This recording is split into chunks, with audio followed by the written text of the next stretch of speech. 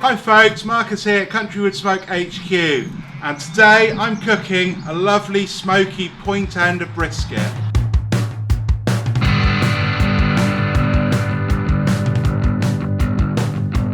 So I'm doing a little work with the kind folks at Coombe Farm Organics, and they sent me this beautiful point end slab of brisket here. You can see it's got lovely fat, some nice marbling throughout it, and this is going to be great smoked on the barbecue. So I'm using some whiskey chunks and some good quality applewood charcoal to smoke this.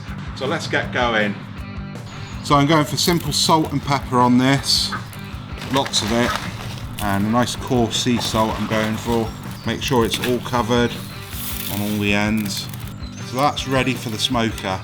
So I've got this set up for low and slow, and I'm going to cook on the indirect side like that, with the fattier end towards the heat there, and cook this at 140, 150 for about 6 to 8 hours.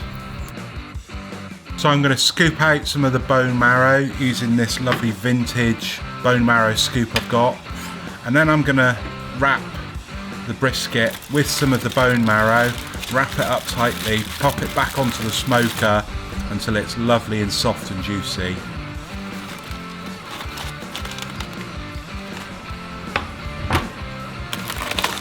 So this is looking nice and tender and juicy and wobbly. It's probing nice, so that's good. You can see the bone marrow in there has helped keep it super juicy and moist. So I'm going to take this out. I've let it rest for about an hour, so as you can see it's nice and wobbly. That's what we're looking for. So let's cut in and have a look. That looks pretty spectacular. You can see there's a nice smoke ring on the outside.